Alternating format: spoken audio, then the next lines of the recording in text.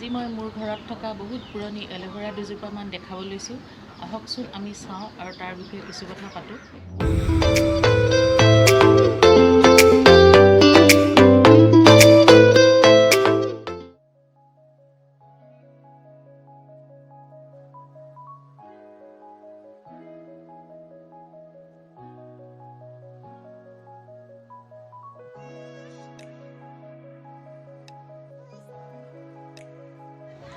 চাওকচোন মোৰ এই এলোভেৰা কেইজোপাৰ বয়স মিনিমাম 25 বছৰমান হৈছে।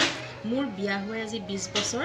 মোৰ বিয়াৰ আগতেই শাহুমায়ে ৰুই থৈ যোৱা আছিল এই গছকেইজোপা। চাওক মোৰ এলোভেৰা দুটা প্ৰজাতিৰ আছে। এইটো হ'ল সৰু, এইটো গছ হাল মেলি যায়, আৰু এইটো হৈছে ডাঙৰ, এইটোৰ বয়স বহুত বেছি হৈ গৈছে, বুঢ়া আৰু।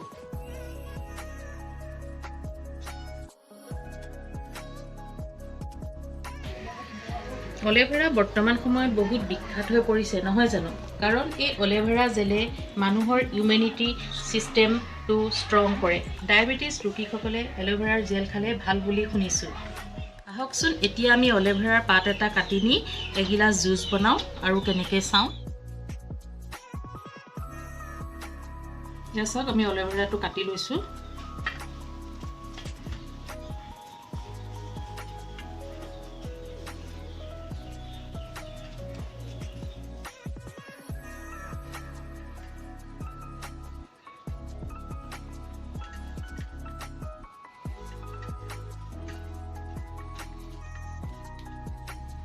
চাওক মোৰ এলোভেৰাখিনি কটা হৈ গ'ল।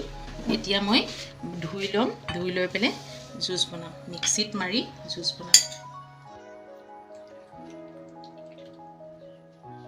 এলোভেৰা ধোৱা এই পানীটো যে আছে, এই পানীটো বোলে কণ্ডিশ্যনাৰ হিচাপে ব্যৱহাৰ কৰিলে খুব ভাল চুলিত। এতিয়া মই কটা জেলখিনি মিক্সিত মাৰি ল'ম, জুচ বাতিত ঢালি দিছোঁ। এতিয়া মই এলোভেৰাখিনিত অলপ নেমু চেপি দিছোঁ আৰু অলপমান সানি দিম। মানে ডায়েবেটিছ ৰোগীসকলে চেনি নাখায় যে, মানে সানি দিব লাগে।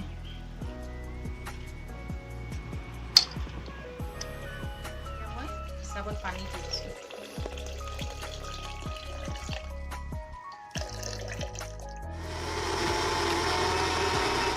এই এলোভেৰা জুচ যদি আমি ৰাতিপুৱা খালী পেটত সদায় এগিলাচকৈ খাওঁ, শৰীৰৰ কাৰণে বহুত উত্তম। এই জুচগিলাচ যদি আমি ৰাতিপুৱা সদায় শুই উঠি খাবলৈ ট্ৰাই কৰোঁ, তেতিয়া আমাৰ কি হ'ব? মুখৰ দাগবিলাক আঁতৰি যাব, ছানবাৰ্ণ দূৰ হ'ব, মাইকী মানুহৰ মুখৰ পিগমেণ্টেশ্যন দূৰ হ'ব। আৰু এলোভেৰা যদি আপোনালোকৰ ঘৰত আছে, সদায় ৰাতিপুৱা খাবলৈ ট্ৰাই কৰকচোন আজিৰ পৰা। শেষত মোৰ এই কথাখিনি শুনি আৰু যদি মোৰ এই ভিডিঅ'টো চাই আপোনালোকৰ ভাল লাগিলে মোক লাইক, শ্বেয়াৰ, কমেণ্ট কৰি জনাব, আৰু লগতে মোৰ চেনেলটো ছাবস্ক্ৰাইব কৰি ন'টিফিকেশ্যন বেলটো অন কৰি দিব বুলি আশা থাকিল।